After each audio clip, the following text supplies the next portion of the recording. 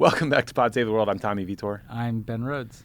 Here we are in studio, Ben. We just watched Joe Biden speak. We just watched our former colleague Doug Lute, who was the war czar, I believe was his title, during the Bush administration and then the Obama administration.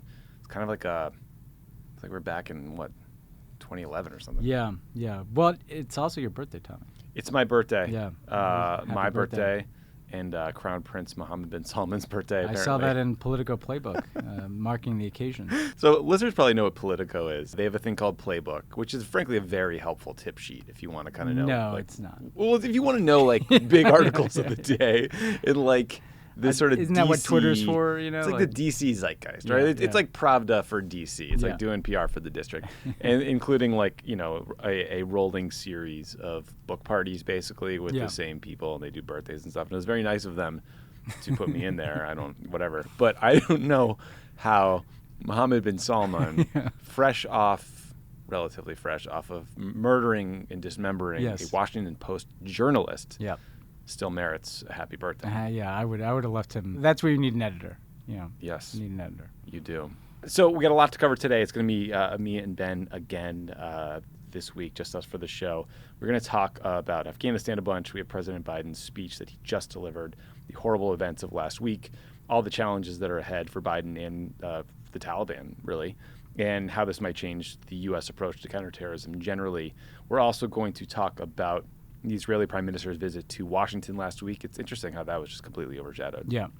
Could have been like a huge news event. Normally would have been. Yeah, we got Zelensky this week too, but nobody's. Oh, really? Yeah. Oh, yeah, I did see that. Yeah, later this week. We're going to be mad about Nord Stream 2. Is that the focus? Yeah, something along those lines. We're also going to talk about some COVID news and then a bit of news out of Russia. Okay, let's turn to Afghanistan. It feels good to say this, Ben. The war in Afghanistan is over. The American war in Afghanistan is over. Don't correct me. God damn it. Yeah, you're right. I know. Yeah. But on Monday, August 31st, the last military plane flew out of Kabul airport. By the way, when did we start saying Kabul? I've been saying Kabul. Yeah. I used to say Kabul. There's Taliban. Either Taliban. way, whatever the case is, you and I are getting it wrong. Okay, that's right. That's like the rule of thumb on the show. So the last military plane came out, officially ending the U.S. occupation of Afghanistan. I suppose that's the right way to say it. The commanders on the ground reportedly decided to leave about 24 hours before the withdrawal deadline to give themselves some cushion against security issues or maybe bad weather.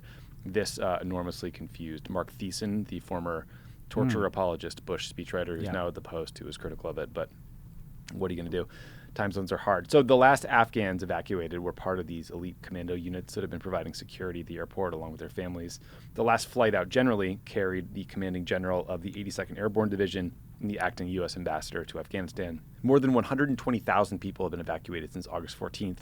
President Biden released a long statement on Monday saying that the State Department will continue to coordinate any efforts and to get additional Americans or Afghan partners out of Afghanistan, and said that the Taliban have committed to allowing their safe passage going forward.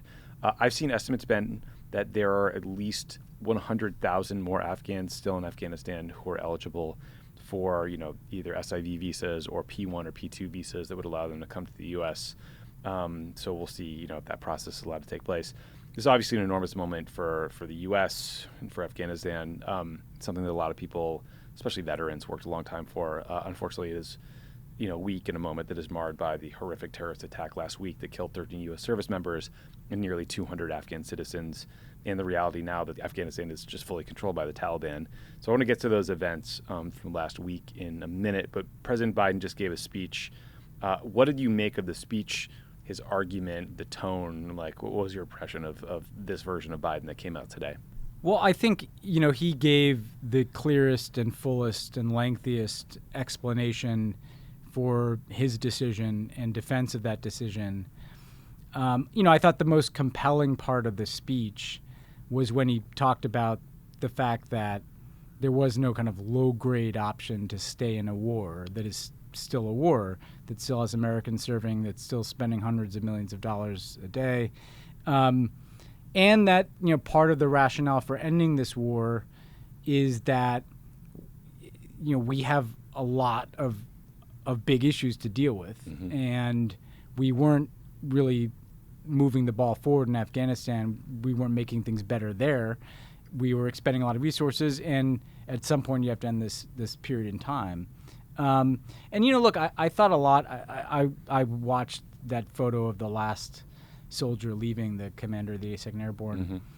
I thought a lot about my own experience with this. I hope like everybody else who was involved in the war in Afghanistan. And my experience of the war in Afghanistan was largely in like situation room meetings with a bunch of people thousands of miles away talking about, debating, making decisions about this war. I again want to be candid. And this is not to, cover myself. I wasn't like particularly enthusiastic about the surge. Tommy, you were there. I think, we in the White House felt a little bit like the military, really pushed that one forward.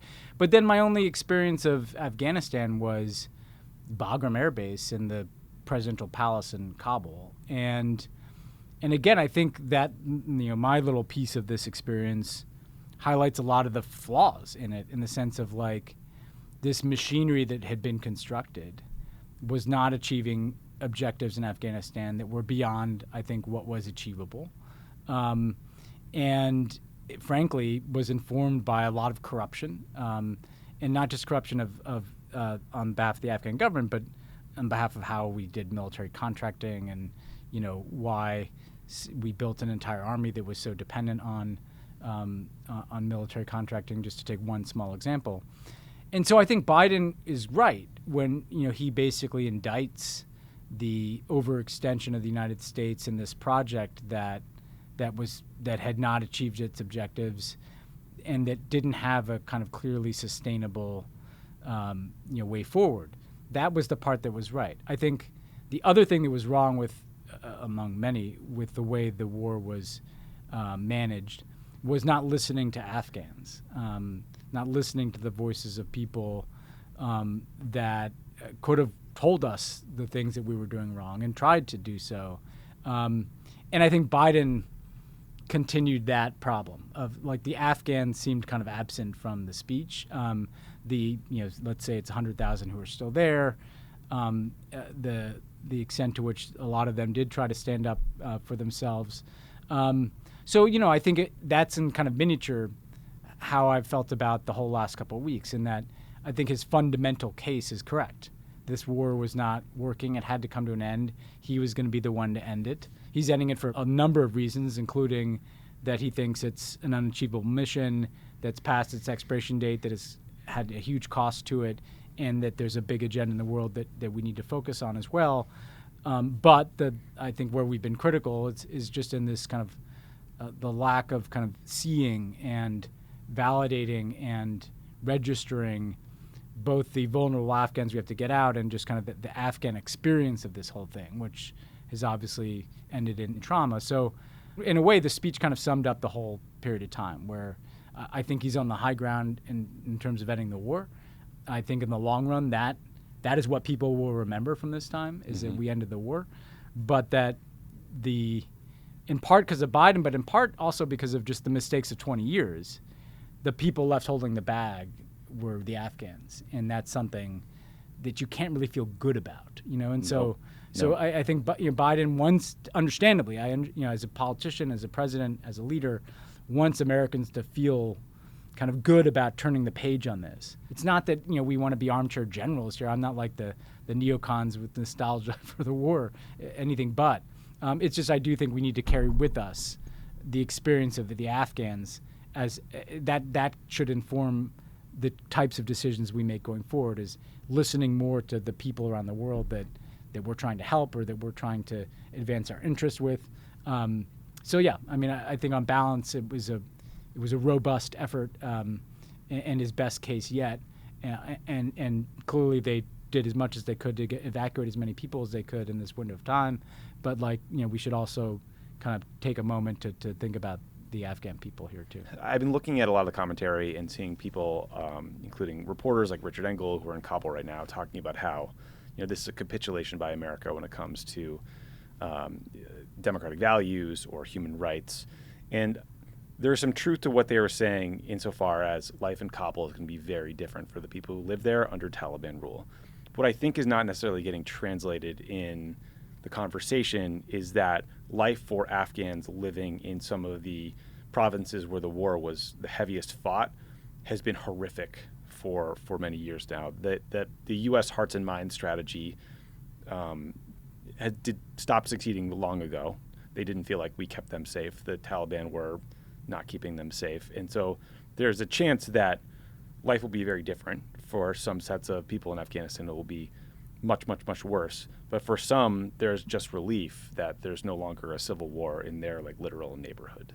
And I don't know, like that, to your point, like I don't know how to feel about any of this, because I think about the women and girls who will no longer potentially be allowed to go to school, will be treated horribly by the Taliban.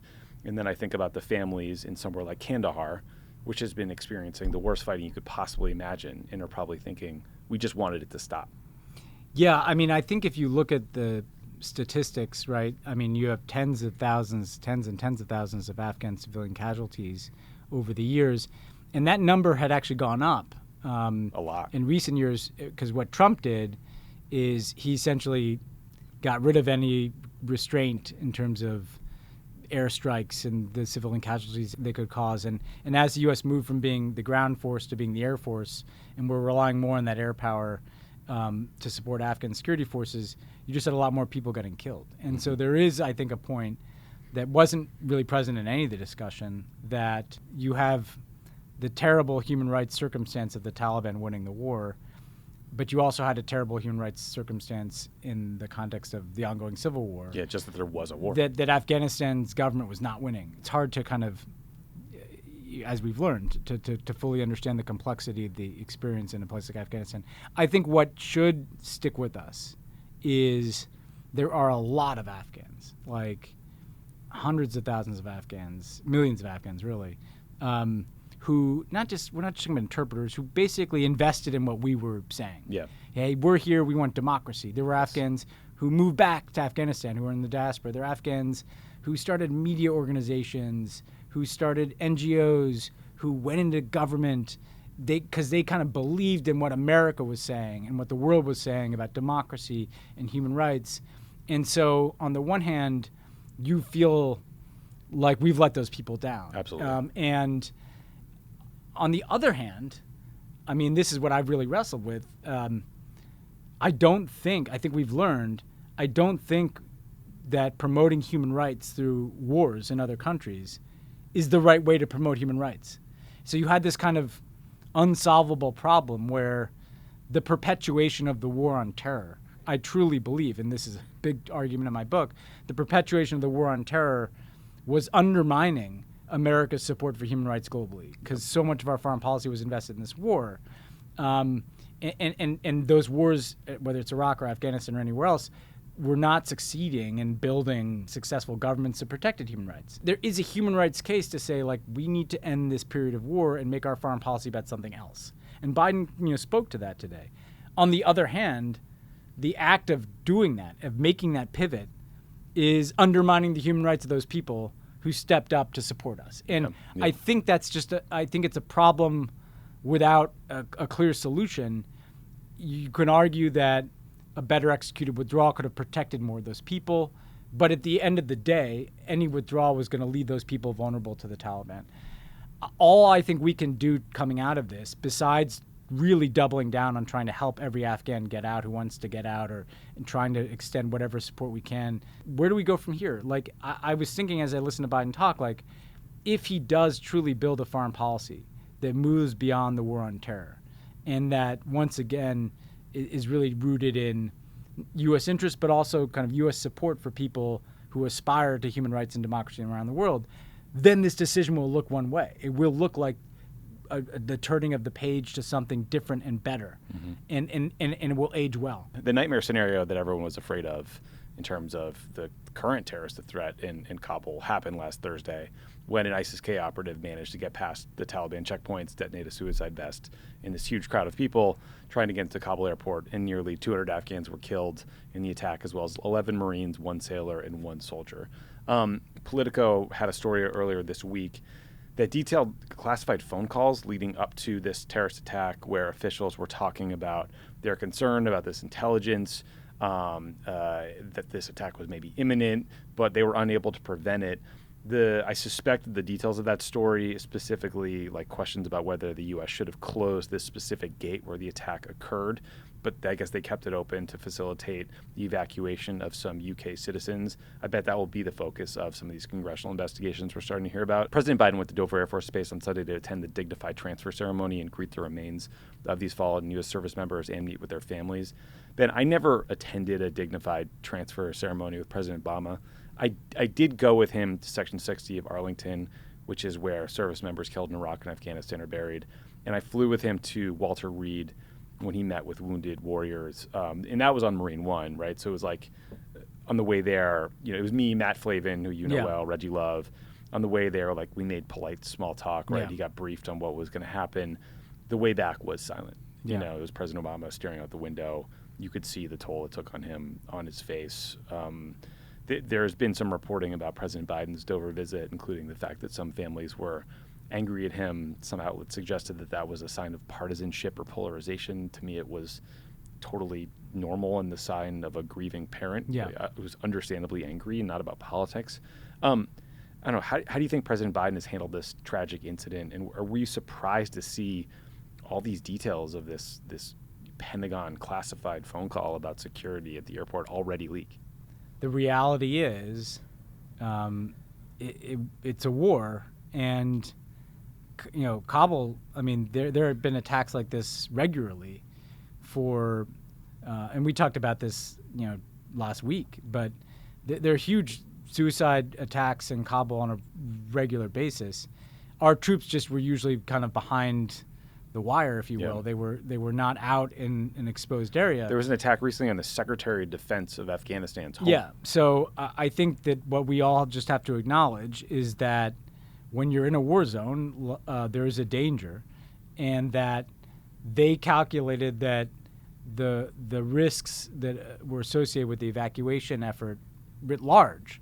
Forget one gate and one, because it could have been at any time, right? Mm-hmm. Like, the risks associated with that were worth saving potentially tens of thousands of lives. I mean, that's the one thing I kept coming back to is like, for all the question about what was futile about the mission in Afghanistan. And I would say that some things weren't. I mean, we went and we got Al-Qaeda, right? And these people saved a lot of lives. Like their service was, and again, that's no comfort to the families that are angry, and I'll never understand what they're going through. But I do think that, their service was clearly performing a function of saving an enormous amount of people. 122,000 people got out. So I do think, the point is, like, if you're going to be in a place like Afghanistan, you're going to be at risk every day that you're there and every minute that you're there. And they knew that there were these threats, and they clearly assessed that they had to get this evacuation mission done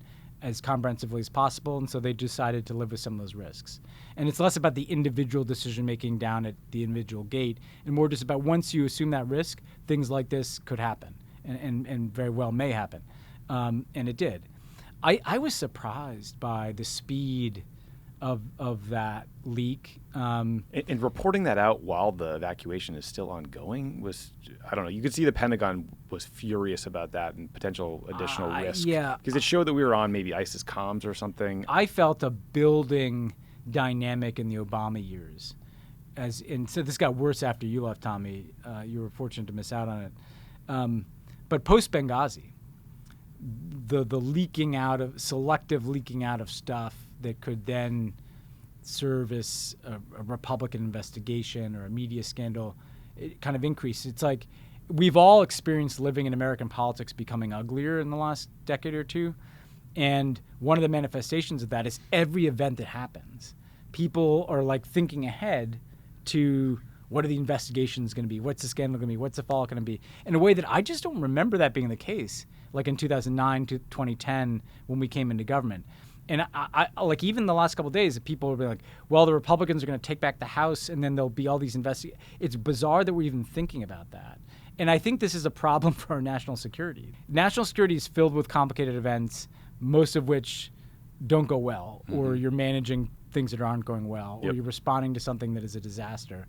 And if you're constantly thinking that whatever you're doing is going to be the subject of some scandal, I just think this is a problem that we haven't, fully internalized. Because I bet you the people in the White House have, and that sucks, because then you're just.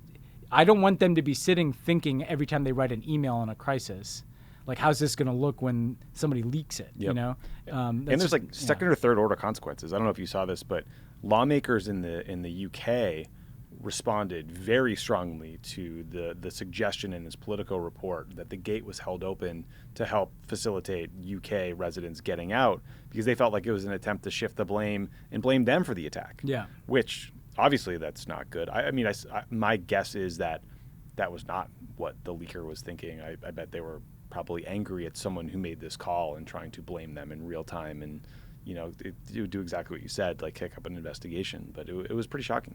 Yeah, I mean, ISIS-K was responsible for the attack, presumably, not the people at the gate, not the people at the Pentagon, not the people at the White House. And I just think this is a dangerous slippery slope that really started with Benghazi, where it's like, if anything bad happens in the world, there's going to be an immediate knee-jerk desire to make it a scandal. Which, by the way, that's not what happened with Trump when 4 people were killed in Niger, when most Americans didn't even know we had any troops in Niger. This is a uniquely partisan thing. Yeah. You alluded to this, but the evacuation itself was pretty astounding and historic. 122,000 people. CNN reported this morning that members of the Taliban were actually secretly helping escort Americans into the airport. They were meeting up these rendezvous checkpoints, moving them out. I guess that shouldn't surprise me, because none of this could have been done without the Taliban helping in some way, or at least allowing it all to happen. But I don't know. Did you find that level of cooperation surprising? And is there any chance it bodes well for future relations, or is this them just being like, we want you out of here, we'll make it happen? I think, because my experiences, Tommy, is I was working with some people, a lot of people, you're just on WhatsApp chains and you're trying to figure out if you can get a name to someone who has a seat on a plane. And my experience of that was almost nobody that I was trying to help got out of Afghanistan, because it was so hard to get to the airport. Obviously, they accomplished an extraordinary amount in getting that many people out. I think that when you look at the Taliban here, you have to remember it's an organization made up of human beings, and so there will be Taliban fighters who go around and tragically I think kill people or beat people up, or we're beating people up at checkpoints. Then there's some Taliban people who are like, no, we got to show that we can deliver here, and we got some directive from some senior person who's like, work with the Americans, because we can get these people the hell out of here and we can look good for the international community. What I take from it is the Taliban leadership did clearly make a decision that, at least in this period of time when the eyes of the world were intensely on them, they wanted to put whatever their best face forward was, which was still a pretty complicated face. You got guys with guns standing behind a newscaster. You've got, all anecdotal beating people, people up. But you also have the Taliban helping some convoys get through the airport, and that clearly happened, right? And so to me, it's a fascinating window into who are they going to be going forward. Are they going to be the people who try to transition into being a government, and not necessarily a government that you and I like, but a government that's not that extreme on the spectrum? Or are they going to revert back to being the thugs who beat people up and go around and kill people and don't let people listen to music and stuff? And I think this is what to watch. I think this will be pretty clear in the next month or two. I think we probably are at the end of the period of really acute media focus on Afghanistan or the evacuation, but to your point, the challenges are all ahead of us, basically. So I've been doing a bunch of reading. I'm just going to list out a bunch of sort of open questions and challenges, and I'm curious to hear what you think is sort of the most important, the most difficult to get done. So some of the questions are just for the Taliban or about the Taliban, will they even be willing or able to build a functioning government? They don't have one currently. Will they keep their promise not to harm Americans and Afghan citizens who worked with America?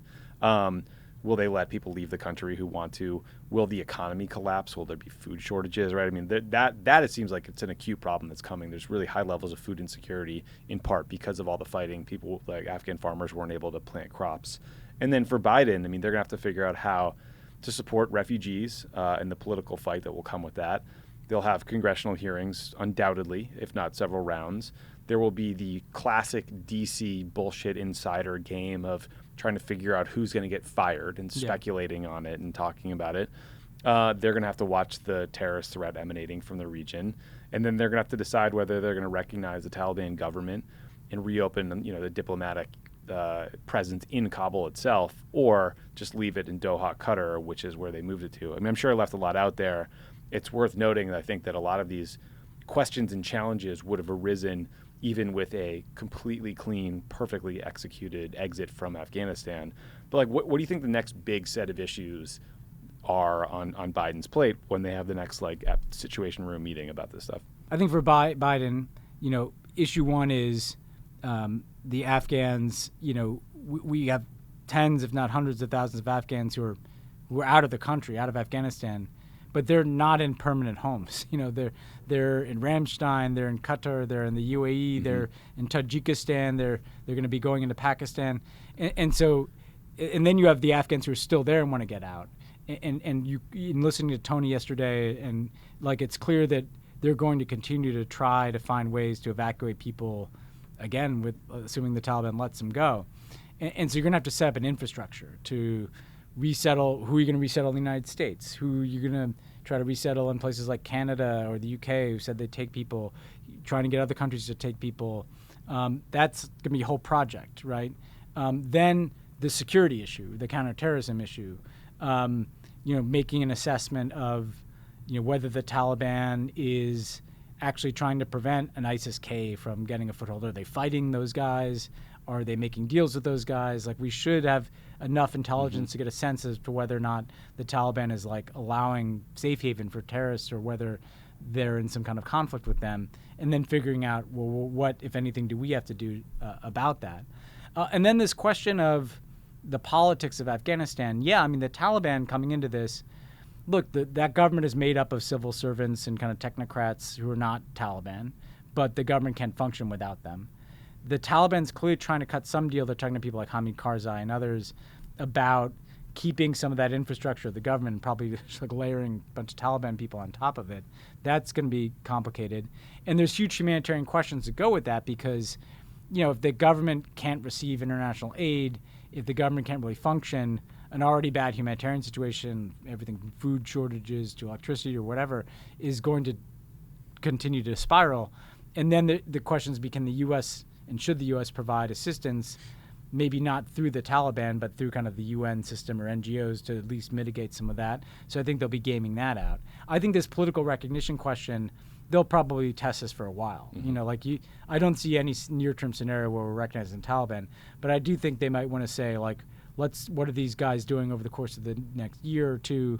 Are they seeking to be an odious but recognizable kind of regime, or are they the kind of extreme version of themselves from the 90s, where they basically didn't govern and they're executing people in soccer stadiums, and so they'll have to wait and see on that. Yeah, so final sort of Afghanistan adjacent topic that you kind of just touched on. So the Biden administration, we know this from news reports, has been working on a policy that will govern basically how they conduct counterterrorism operations in places where there aren't troops on the ground. Talking about drone strikes, we're talking about basically special forces teams raiding compounds or whatever. According to a report in the New York Times, the Biden team's working draft would return to a centralized vetting of proposed drone strikes for places that are outside theaters of war, but for places like Somalia and Afghanistan, they had planned to establish basically country-by-country plans that would give the Department of Defense or whoever more flexibility to act under a set of guidelines. But that strategy assumed that Ashraf Ghani would still be in charge, so we'd have relations with the government, not the Taliban. So, Ben, two questions for you. One, knowing that they're working on these rules, how do you think the Biden team should scope what they're working on, or whatever the output is, to deal with these real threats, but again, begin to hopefully wind down some of the excesses of the post 9/11 forever war, drone strike everywhere policies that our boss did, others did? And two, do you think they'll be able to operate in Afghanistan? Because, we just talked about all these things we need to work on with the Taliban, food insecurity, recognition, getting people out, et cetera. If the U.S. starts taking counterterrorism strikes in Afghanistan, even if it's against, ISIS-K members that, the Taliban maybe want gone, I imagine they would view it as a problem or offensive or consider retaliating. I don't know. It just doesn't seem like there's going to be that much freedom of movement for us or to operate unless we risk really pissing off the people now in charge. We talk about the forever war, and Afghanistan is the clearest manifestation of it, right? It's where you have a bunch of troops in what has been a war that we've been fighting. But, the infrastructure we have of kind of drone strikes and, violent counterterrorism operations, it spans a bunch of countries. And just to take drones, like, in Somalia, in Yemen, in, Pakistan, even though we don't talk about that, in a bunch of places in North Africa, what concerns me is the kind of permanence of the drone strike apparatus. It's like we assume we're going to be doing those things. And now maybe Afghanistan will be another country where we take drone strikes. And we saw like a perfect manifestation of both the effectiveness and the ineffectiveness and tragedy of drone strikes with, it appears like a successful drone strike against an ISIS-K target, but also a drone strike that killed a bunch of civilians, including children. 7 kids. 7 kids. And so to me, I think where you'd want to get to is a place where we're not just taking drone strikes. Like the assumption is we're actually not. We may have to. In a dangerous world, there may be a plot that we can trace to somewhere. There may be a particularly essential terrorist leader that, we believe we have a basis to go after. But that when you're doing that, it's like an extraordinary thing where you actually have to go out and say, like, hey, here's why we took this. I mean, think about if we had to publicly explain every drone strike we took. So one thing for people to understand is like this got a lot of coverage during the Obama years. There was discussions about the kill lists, right? And what those reports talked about was high-value targets, like senior al-Qaeda people that we have intelligence on where that person specifically is, and a decision is made to target them with a drone and try to kill them. Yeah. The other kind of drone strikes you see is, let's say we're talking about, somewhere in the theater of war, somewhere in Afghanistan, and a drone operator sees a bunch of men that look like they're 18 or older in the back of a truck with what looks like weapons or an IED heading towards, an Afghan army base, and strikes that group of people. That's called a signature strike. It's like based on their activities. That's killing people anonymously. That's right. Like that's an effort to protect forces or do whatever. Like the high value targeting, the effort to collect intelligence to really find specific people and go after them has at least the chance to be more precise. Now, again, like we saw in Kabul just now, that apparently an effort to go after a specific ISIS-K target went catastrophically wrong. So I'm not suggesting that it won't. But but I think most drone strikes are the latter thing I described, which is like going after activities from groups of people that look like they are probably fighters, but you don't really know. There was a period of time when, like, you were dealing with al-Qaeda, the core of al-Qaeda, particularly in 2009, 10, and 11. And as time went on, though, and, you're degrading and taking out all these terrorists, and yet you're not. I mean, the thing that always bothered me about the use of drones the most is the sense of permanence in using them. I mean, these should be for extreme circumstances. And so and you're right, like a signature strike is the clearest example of something that can be routinized in bad ways. Sometimes, it's more ambiguous than that. And sometimes catastrophic errors happen. Yeah. At the end of the day, as weird as this sounds, like the most sustainable, effective way that ISIS-K is going to be denied a safe haven in Afghanistan, and this sounds really strange to say, is if the Taliban denies them a safe haven. That's going to be more sustainable and effective than U.S. drone strikes. So I guess the point is that if they don't do that, and if we have a real problem because the Taliban refuses to deny them a safe haven, is basically permitting them to be there, then I think we have to kind of make an argument publicly about that and say, look, we give you a chance to do this, but if there may be cases where we have to take a strike because we have intelligence about plots from here. But I think we'll have to make that case. I don't think it should just be this kind of thing that just kind of happens without us explaining why we're doing it. And again, I think if you really want to end the forever wars, you're going to have to start to dismantle this infrastructure, not just in Afghanistan. I mean, why did we get here? We got here because civilian casualties in part from drones, the corruption of the Afghan government, including the ways in which we built it, the corruption of U.S. private military contractors and the kind of privatization of war that created a certain kind of dependency in the Afghan army. Those things are present in other places. Like they're present in Somalia. They were in Yemen, which is now a shell of itself. And so I think I'd like to see Biden extend this idea of dismantling the forever war to like, what do we truly, truly need to keep this country safe? And a scaled back version of that, so that it's not like anybody who we define as a militant we're taking out. Because by the way, the number of militants has gone up, most every year since 9/11. Clearly, what we're doing is also creating terrorists, right? Yep. And so I think I hope that it's not just ending Afghanistan; it's beginning to dismantle this infrastructure of forever war that is operated in a lot of places. Yeah. Okay, we're going to turn to some things we didn't cover the last couple of weeks because we've been talking about Afghanistan so much. The first is Naftali Bennett, the Israeli prime minister, visited Joe Biden last week in Washington. He was there on Thursday, the day of this horrible terrorist attack in Kabul, so that meeting, I think, got pushed to later. A few things we learned from that meeting and the interviews that Bennett did around it. The short answer is kind of something we already knew, Ben, which is that Bennett's not a progressive. Yeah. He opposes the Iran nuclear deal. He says he wants to expand settlements, or he will expand settlements with natural growth. He opposes the U.S. reopening a consulate for the Palestinians in Jerusalem. And he told the New York Times that he's rolled out reaching a peace agreement to create a Palestinian state. So that's not anything we like. Bennett's tone is different than Netanyahu's, right? I mean, he says he wants to work with the U.S., as opposed to Bibi Netanyahu, who basically bragged about sticking it to the United States. I read some additional reporting that talked about how Netanyahu had basically cut off all intelligence sharing with the United States when Biden was elected. During the Trump era, they were coordinating on assassinations of people, including Qasem Soleimani, the Iranian general. That, I guess, all got cut off. That is problematic for a lot of reasons, in part, though, because I think it's pretty well known the Israelis have better intelligence on Iran from sources there than we do. Bennett was also complaining about Ben and Jerry's, so great. Glad that's still going. Yeah. So, Ben, one thing he did say that was really interesting to me was that every conversation he has with foreign leaders ends up being like double or triple in length if COVID comes up, because Israel has all this interesting vaccination data and best practices, et cetera, et cetera.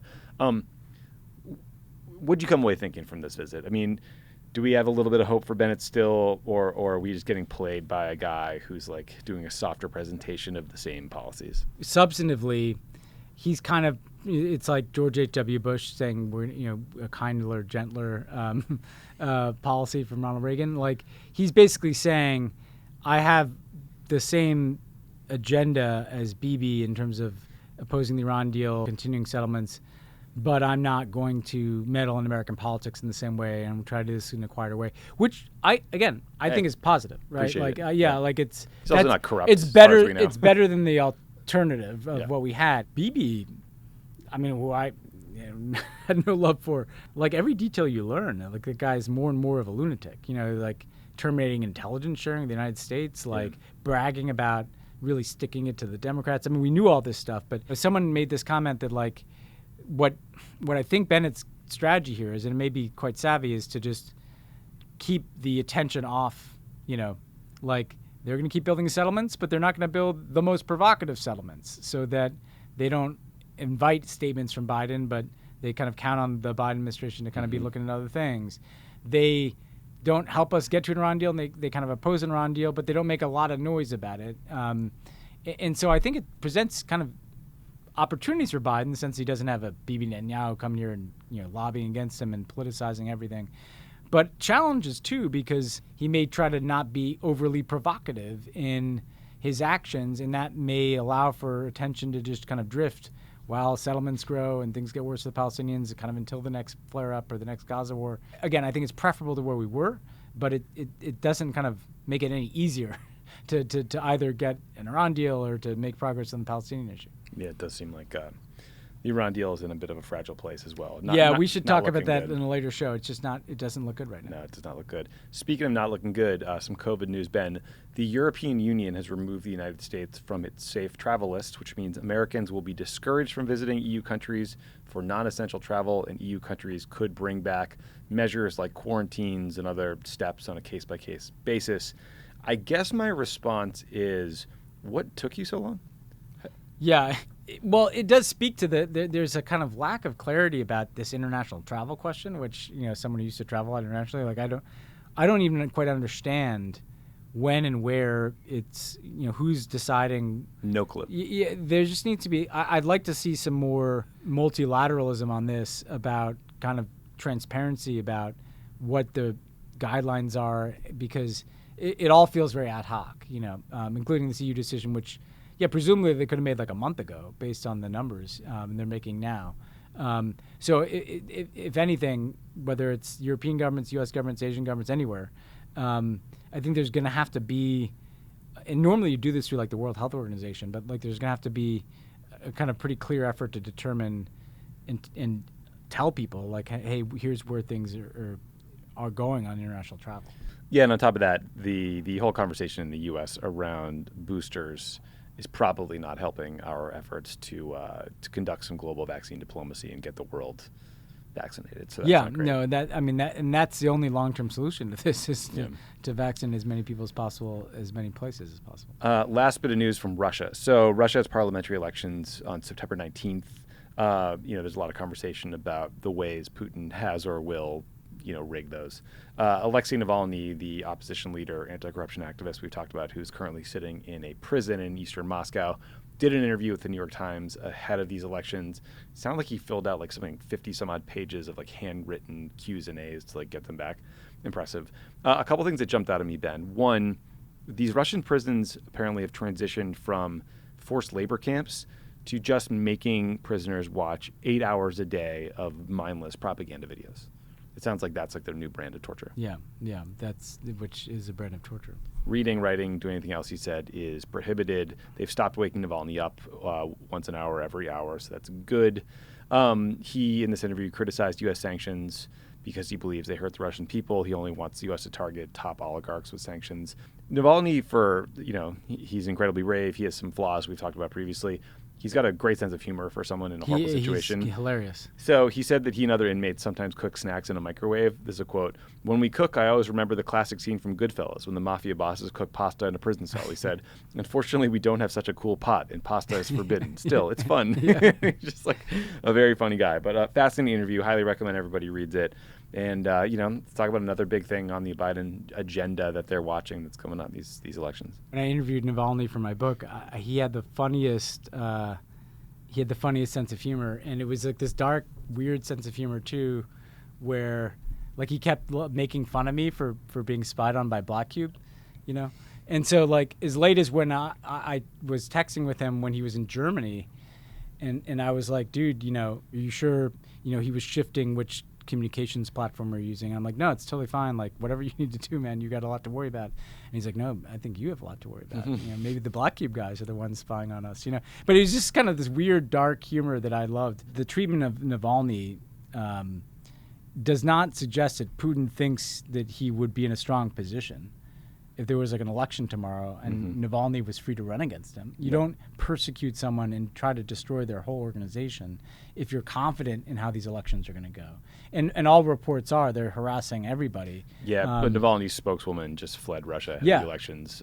She had gotten an 18-month set of restrictions on her freedom of movement because they found her guilty of violating COVID-19 safety rules, right? Another fig leaf punishment. Yeah, and Navalny's point about sanctions is really important. Here's the guy that ostensibly is the kind of person that you would want to listen to. Like we were saying, listen to the Afghan people. Well, if you're trying to support democracy in Russia, maybe listen to the leading democracy activists. And he's saying, target the shit out of the oligarchs, but stop fucking with all the other Russian people because you're just hurting my people.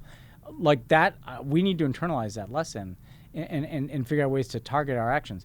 The thing I'm going to watch here, Tommy, and we'll be able to talk next week about this Ukraine visit.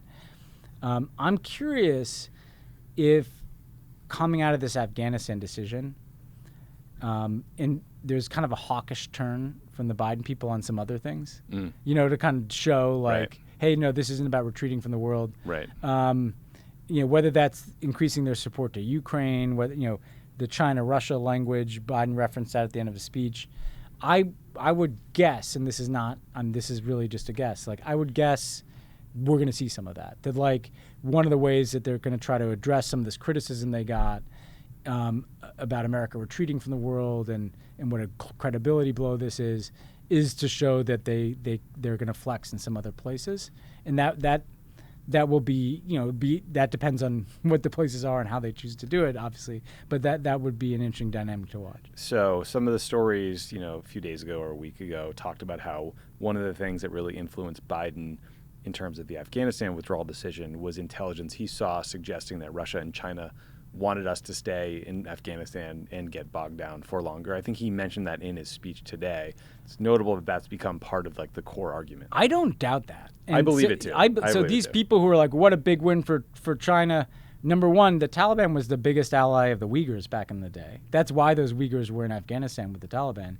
And having a kind of extremist cabal running Afghanistan, in ways that could spill over violence into some of the other Central Asian countries. And you've seen Pakistani Taliban attacking Chinese interests in Pakistan. Like, this is not, yes, China likes to see the U.S. humiliated. They love that. But I'm not sure that they're thrilled that the Taliban runs Afghanistan. And same thing with Russia. They pulled their people out of Afghanistan as well. And so I think that the best case scenario for Russia and China was the U.S. continuing to steadily lose in Afghanistan over a period of years. Well, they like to see the U.S., let's face it, lose in Afghanistan. I don't know that they're like thrilled that the Taliban is running Afghanistan right in their neighborhood. Yeah, unless they can just buy them off and get access to, the dumb argument you always see popping up is like, there are rare earth metals in Afghanistan. I don't buy that. We should stay and get. It's like, ugh. My God. By the way, first of all, it's like a colonial exploitation. They will try to buy them off. The Chinese in particular, and, they may do it. They may very well do it. This idea that there's like $3 trillion worth of rare earth materials. Yes. I mean, like, let's just go down memory lane, right? We've been hearing this forever. You were in government when that story came out. That story came out, like, I think, and correct me, I may be wrong, but I think like the U.S. military like helped put that out, because they wanted to like justify like the value of Afghanistan or something, like, or I just remember like them talking about it. I've yet to see, like, the Chinese have like a copper interest in Afghanistan, I think, and they have an oil interest, and they haven't been able to develop it because guess what? If the security situation is shitty, or if you've got a bunch of Taliban like running the place, it's not that easy to get it, like rare earth materials and minerals and stuff, So maybe 5 years, 10 years down the line, you'll see some mining. But the idea that there's going to be some like mineral bonanza, I don't know. Yeah, I remember when those stories came out. We were in the administration. I remember, I think I dug deep into some intelligence we had on it, and it did just seem like a bit of a pipe dream. Yeah. We'll see. A hypothetical of like the best case scenario that assumes a functioning government and a lot of capability, and I think more the Chinese are going to try to buy off the Taliban. When the Taliban went to China 2 weeks before Kabul fell, I think what the Chinese are trying to get from the Taliban is an assurance that they wouldn't support like Uyghur separatists. And I'm sure the Taliban probably gave them that assurance and said, hey, but could you recognize us? Mm-hmm. So I think the thing to watch is first countries to recognize the Taliban, likely to include Pakistan and China, and then China trying to essentially buy off the Taliban to just stay out of their business. Yeah, the Taliban will immediately show to the world that they could give a shit about liberating Muslims who are being, oppressed like the Uyghurs, and they're for sale. They seem to have like 20 years on, and it connects to what we were saying earlier. Some guys probably are still like full-on religious ideologue nutcases, and some of these people seem like they've developed a pretty pragmatic streak. I mean, shit, they've been trading in poppies and heroin. You know? I mean, these are not people who are above dirtying their hands. It's a real mafia vibe. Yeah, there's a bit of a mafia vibe with a streak of hardcore ideology, but that's probably among some of their foot soldiers more than anything else. Yeah. Okay. Well, that's all I got for today. Anything else you want to talk about? The Patriots released Cam Newton. I want to. Have you followed this Mets thing? Okay, so there was was it Javi Baez who did a thumbs down? And Javi he's getting in Baez trouble for that? and Lindor, who we're paying $300+ million for the next decade to. Do we give a shit about this? Is this like a bunch of old white baseball writers being like unwritten rules, say? I mean, it's a little weird to have like your star player like booing the fans, but it was just such a classic Mets, because they did the interview and the guy's like, yeah, if they boo us when we do something bad, we're gonna boo them when we do something good. And I'm like, look, I love that. I'm all for player empowerment, but it's just like it's such a Mets story. Like it's bad enough the Mets collapse; they've been on a terrible fucking losing streak.